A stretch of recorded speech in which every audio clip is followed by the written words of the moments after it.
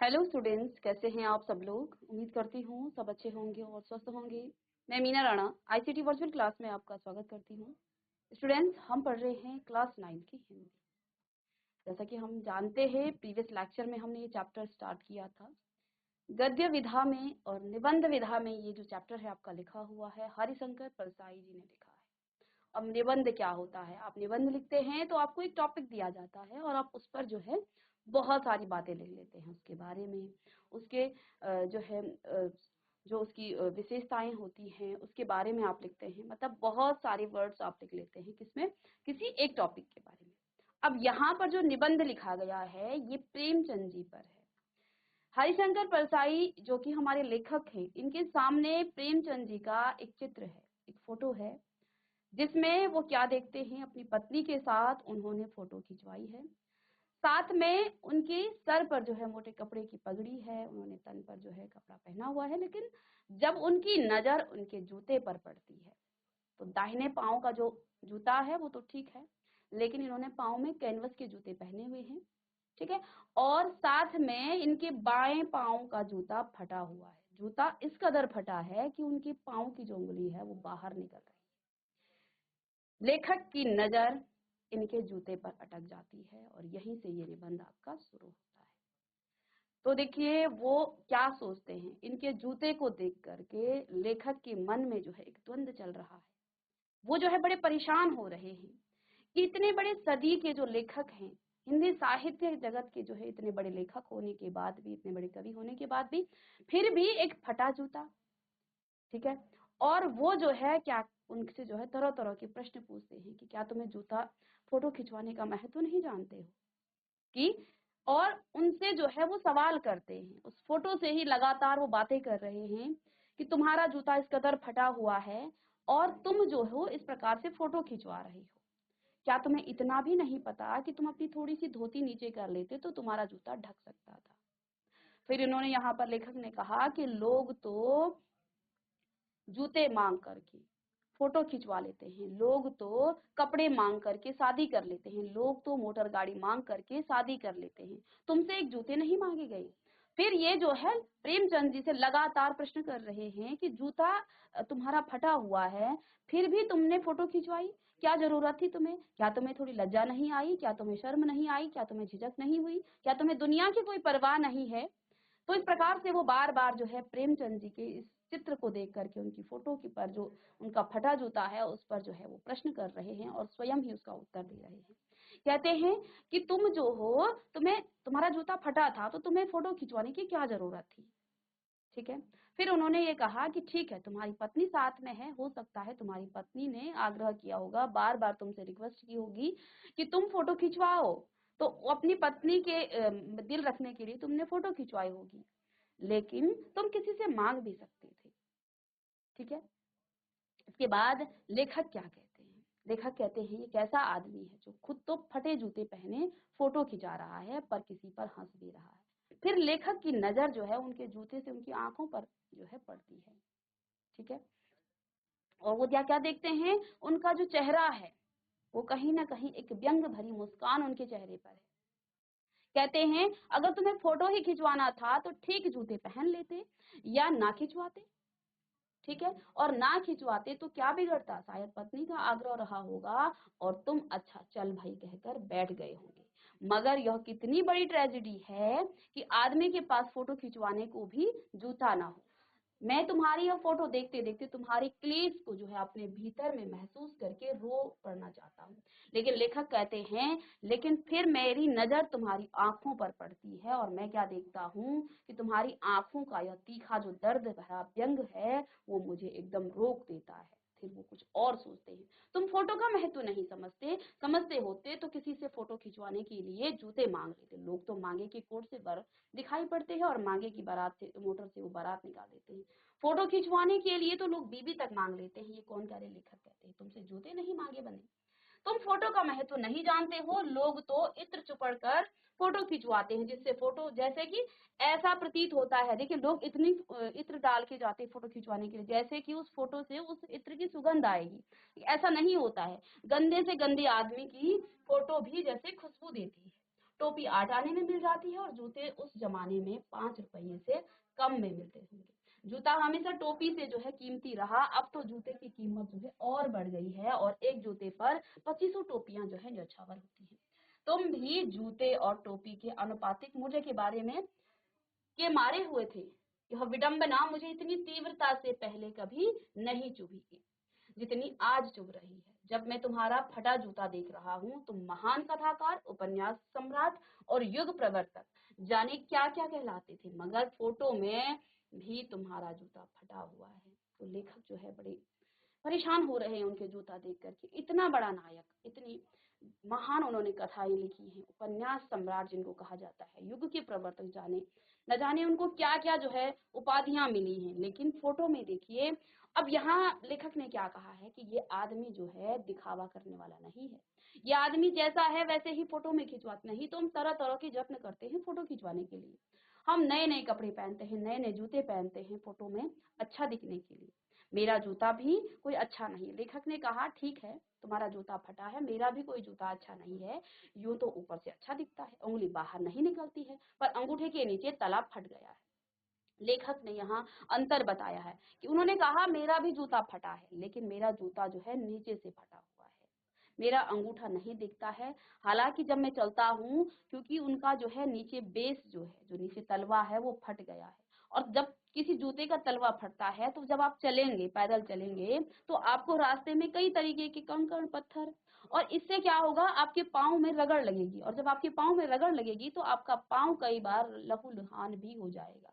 लेखक यहाँ पर स्वयं को यही बता रहे हैं कि जूता तो मेरा भी फटा है, लेकिन मेरा जूता नीचे से फटा है, तुम्हारा जूता सामने से फटा है। तुम्हारे जूते को लोग देख पा रहे हैं, मेरा जूता दिखता नहीं है। लेकिन फर्क क्या है, अंतर क्या है, तुम्हारे जूते से तुम्हारे पैर को दर्द नहीं होता है जब तुम चलते हो, और मेरे जूते से मेरे पैर पर जो है कभी कभी जब वो रगड़ खाता है तो वो लहूलुहान हो जाता है।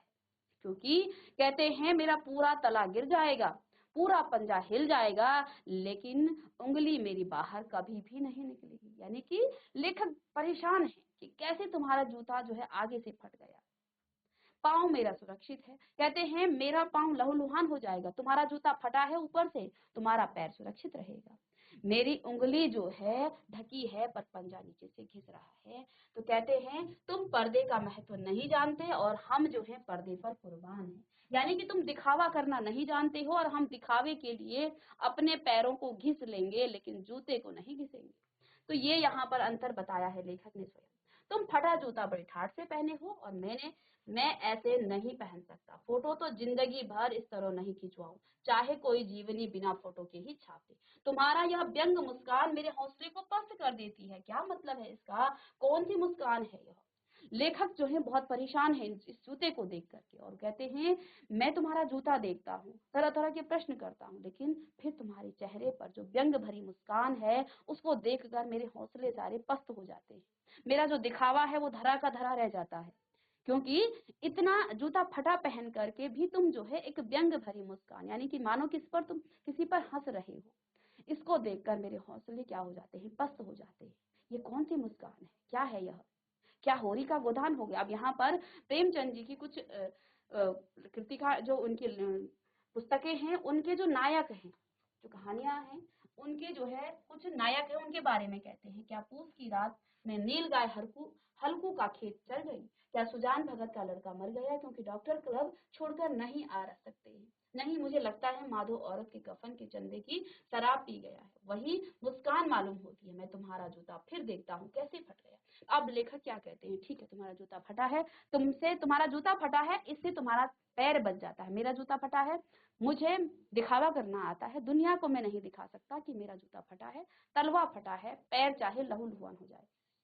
अब कहते हैं कैसे फट गया तुम्हारा जूता, ठीक है। क्या बनिए के तगादे से बचने के लिए मीलों दूर मील 2 मील का चक्कर लगाकर घर लौटते रहे। चक्कर लगाने से कहते हैं जूता फटता नहीं है। फिर लेखक स्वयं कहते हैं कि यदि तुमने चक्कर भी लगाया तो इससे जो है जूता फटता नहीं है, गिर जाता है। कुंभन दास का जो जूता है वो भी फतेहपुर सीकरी जाने आने में घिस गया था, उसे बड़ा पछतावा हुआ। उसने कहा आवत जात पनहैया घिस गई, बिसरे गयो हरि नाम और आगे यहाँ पर देखिए, और ऐसे बुलाकर देने वालों के लिए कहा था कि जिनके देखे दुख उपजत हैं, तिनको कर वो परे सलाम। चलने से जो है जूता घिसता है, फटता नहीं है। तुम्हारा जूता कैसे फट गया? मुझे लगता है किसी सख्त चीज को तुम ठोकर मारते रहे हो, और कोई चीज जो परत सदियों से जम गई है, उसे शायद तुमने ठोकर मार मार कर अपना जूता फाड़ लिया हो। कोई टीला जो रास्ते पर खड़ा हो गया था, उस पर तुमने अपना जूता आजमाया है। तुम उसे बचाकर उसके बगल से भी तो निकल सकते थे। टीलों से जो है समझौता भी हो जाता था। सभी नदियां पहाड़ थोड़े ही छोड़ती है, ठीक है, कोई रास्ता बदल कर घूम कर भी चली जाती है। तो यहाँ पर लेखक ने क्या कहा है, अब वो जो है कारण जानना चाहते हैं कि तुम्हारा जूता कैसे फटा। कहते क्या तुम बहुत ज्यादा चले जिससे तुम्हारा जूता फट गया है? कहते हैं ऐसा नहीं होता, यदि तुम बहुत ज्यादा चले होते तो तुम्हारा जूता फटता नहीं, तुम्हारा जूता घिस जाता। कहते हैं सभी नदियां जो है पहाड़ तोड़कर नहीं चलती हैं, कोई रास्ता बदल देती है और घूम कर भी चलती है। अर्थात तुम्हारे सामने कोई चीज है, कोई कठोर चीज है, उसको तुम जो है छोड़ करके लंबा रास्ता घूम करके भी तो आ सकते हैं। देखिए परिस्थितियां, रास्ता है, आप एक इस प्रकार से चलिए कि एक रास्ता है, आपके रास्ते में जो है बहुत सारे पत्थर हैं, बहुत कठोर चीज है। कुछ लोग जो हैं वहां से अपना रास्ता बदल देते हैं कि छोड़ो यहाँ से रास्ता बंद है, और कुछ उसको सफाई करते हैं। तो कहते हैं तुमने उस कठोर चीज को बार बार ठोकर मारी होगी, उन परिस्थितियों से तुमने जो है लड़े होंगे, तब जाकर के तुम्हारा जूता फटा। और जो परिस्थितियों से भाग जाते हैं उनका जो है तलवा घिस जाता है, और वो फिर आपको दुख पहुंचाता है, कष्ट पहुंचाता है। यानी कि जीवन में जो परिस्थितियां तुम्हारे सामने आई हैं, तुम उसका डट कर तुमने उसका सामना किया होगा, ना कि तुम उसको जो है छोड़ करके। कहते हैं तुम्हारे सामने कोई ऐसा चीज खड़ा हो गया जिसको तुमने ठोकर मारी होगी, बार बार उसको साफ किया होगा, उसको हटा करके तब तुम निकले होंगे। कहते तुम उसे बचाकर उसके बगल से भी तो निकल सकते थे, लेकिन तुमने समझौता नहीं किया। सभी नदियां कहते हैं पहाड़ थोड़ी तोड़ती है, कुछ जो है अपना रास्ता बदल देती है, घूम कर चली जाती है। तुम समझौता कर नहीं सके, क्या तुम्हारी भी वही कमजोरी थी जो होरी को ले डूबी?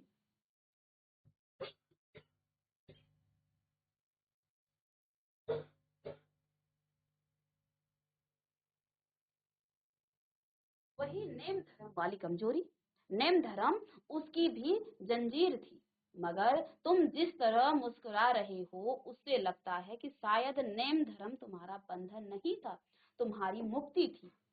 फिर जो है इन्होंने क्या कहा है, तुम्हारी यह पांव की उंगली मुझे संकेत करती सी लगती है, जिसे तुम घृणित समझते हो, उसकी तरफ हाथ की नहीं पांव की उंगली से इशारा करते हो। अब लेखक ने क्या कहा है देखिए, पहले कितने प्रश्न करने के बाद इस जूते पर ही उन्होंने पूरा एक निबंध लिख डाला। कहते हैं तुम्हारी जो ये पांव की उंगली है, देखिए जब हम किसी पर उंगली करते हैं तो हाथ की उंगली दिखाते हैं कि ये ऐसा है, इस प्रकार से हम कहते हैं ना, ऐसे, ठीक है।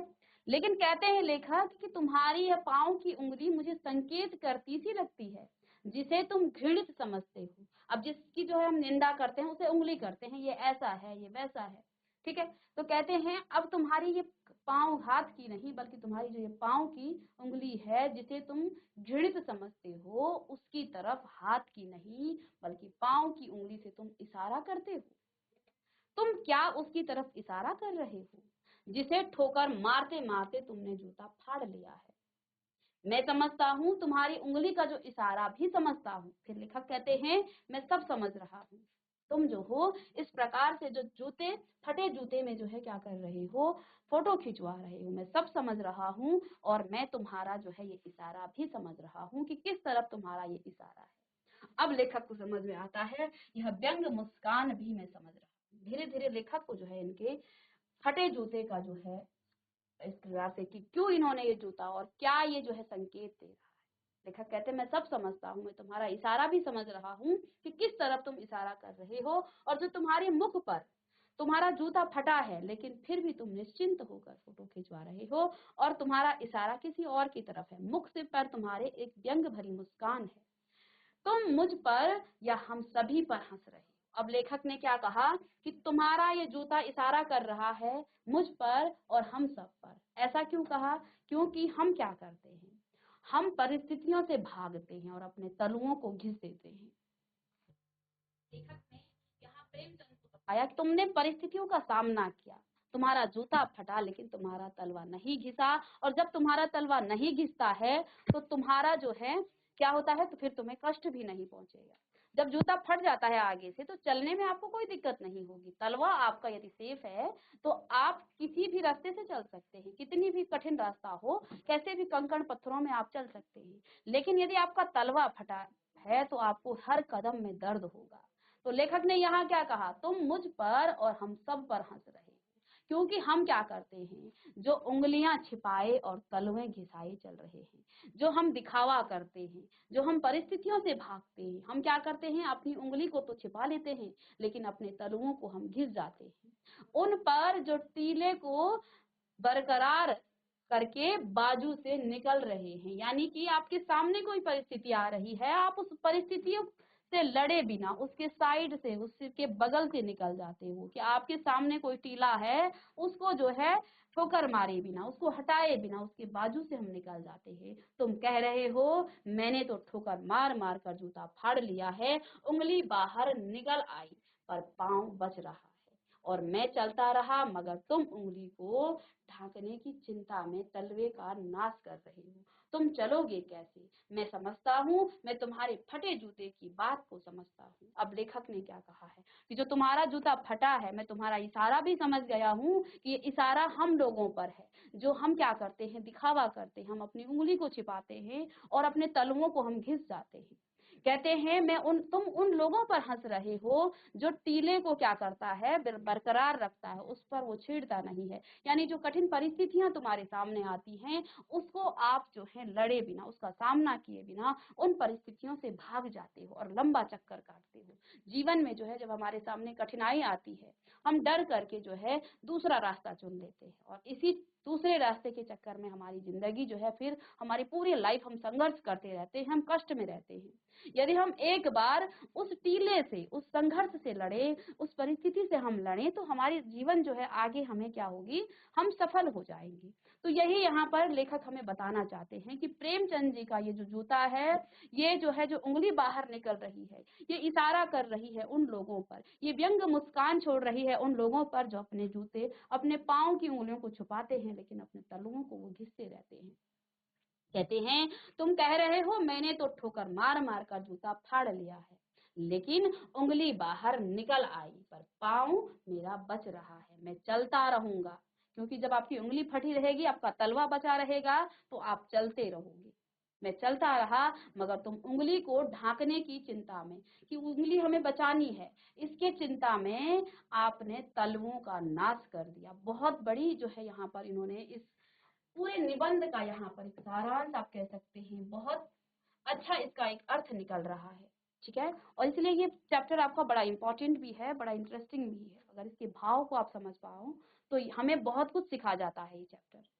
ठीक है, यहाँ हरिशंकर परसाई जी ने प्रेमचंद जी के इस जूते को, फटे जूते को जो है क्या कहा है कि तुम क्या करते हो, तुम दिखावा नहीं करते, तुम जो हो, तुम्हारा जो ये फटा जूता है, जो उंगली बाहर निकल रही है तुम्हारे पाँव की, ये इशारा कर रही हमारी तरफ।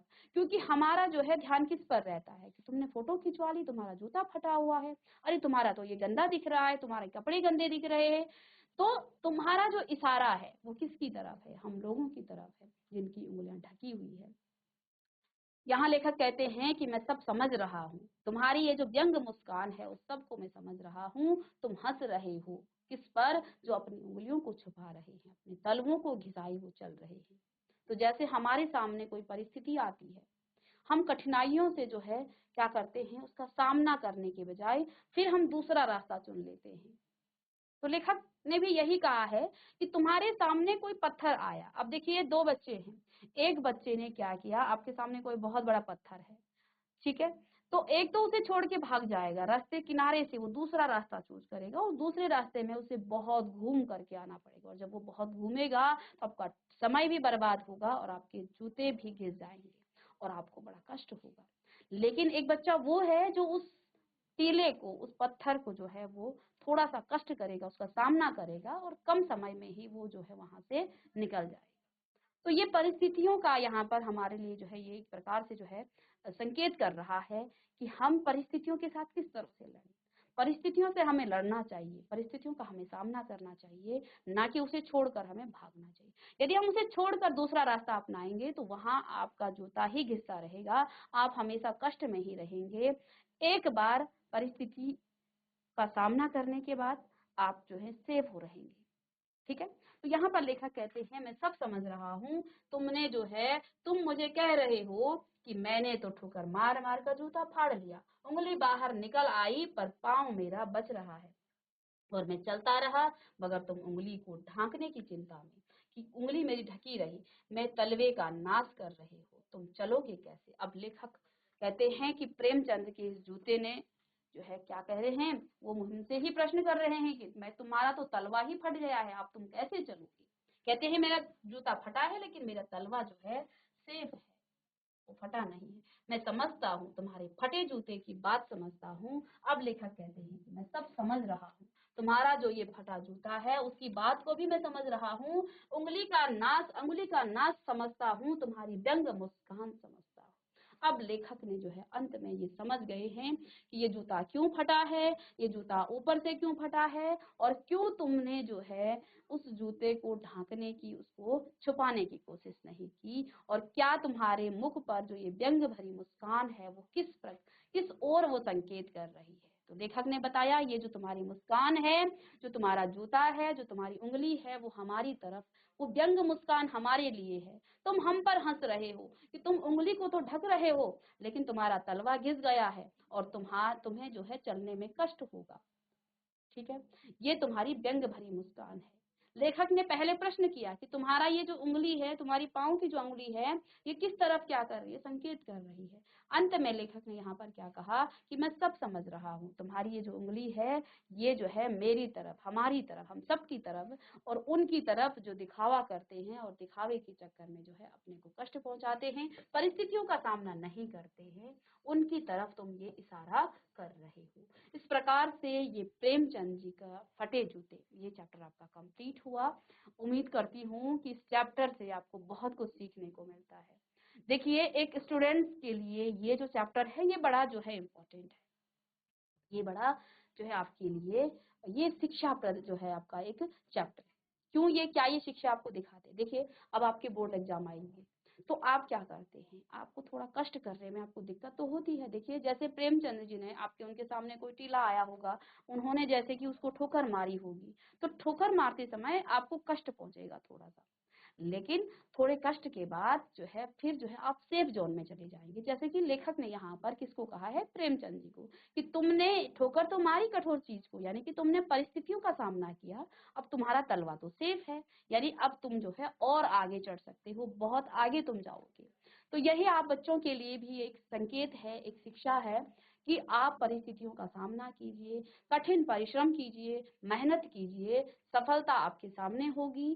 साथ में जब आपको कष्ट होगा, इसके बाद आगे आपका जीवन बड़ा आरामदायक होगा। जैसे कि प्रेमचंद जी का क्या है, जूता है, हालांकि उनका जूता फटा है, दुनिया की नजर में वो जो है, देखिए जब एक बच्चा वो होगा आपके पड़ोस में जो बहुत मेहनत कर रहा होगा, वो बहुत पढ़ रहा होगा, रात रात को वो सो नहीं रहा होगा, सुबह उठ जाता होगा। एक बच्चा वो है जो आराम से सो रहा है, वो देखी जाएगी जो भी होगा पेपर में कर लेंगे, तो उस बच्चे को लग रहा होगा, किस बच्चे को जो आराम कर रहा है, अरे क्यों बेकार है, मेहनत कर रहा है, पास तो मैं भी हो जाऊंगा। ठीक है, लेकिन आगे जो मेहनत कर रहा है उसका जीवन जो है वो अपने तलवों को बचा रहा है, उसका जीवन आगे सफल रहेगा, वो जो है बहुत आगे जाएगा। और जो आराम कर रहा है, जो रास्ते को जो है अपना टाइम जो है कुछ अन्य चीजों में वो क्या कर रहा है, व्यतीत कर रहा है, कहीं घूमने जा रहा है, कहीं कुछ कर रहा है, यानी अपना समय वो बर्बाद कर रहा है। तो अभी जो है उसको अच्छा लग रहा है, लेकिन आगे उसका जो है भविष्य अंधकारमय है। तो ये जो चैप्टर है ये आपके लिए बड़ा ही शिक्षाप्रद चैप्टर है। बड़े सुंदर तरीके से यहाँ लेखक ने, हरिशंकर परसाई ने हमें जो है इस चैप्टर में जो बड़ी खूबसूरती से प्रेमचंद जी के इस जूते से के माध्यम से हमें जो है एक शिक्षा दी है कि हमें परिस्थितियों का सामना करना चाहिए, न कि उसे भाग करके दूर भागना। जब आप भागेंगे तो आपका तलवा घिसेगा और आगे आप चल नहीं पाएंगे, आपको दुखेगा, आप हर कदम रखेंगे वहां आपको दुख होगा, कष्ट होगा। तो इस दृष्टि से ये चैप्टर आपके लिए बड़ा इंपॉर्टेंट है। साथ में आप सारांश कीजिएगा। अब इस चैप्टर के कुछ प्रश्न उत्तर आप देखेंगे जो आपके इसी अभ्यास प्रश्न में है। तो अब देखिए अभ्यास प्रश्न में, हरिशंकर परसाई ने प्रेमचंद का जो शब्द चित्र हमारे सामने प्रस्तुत,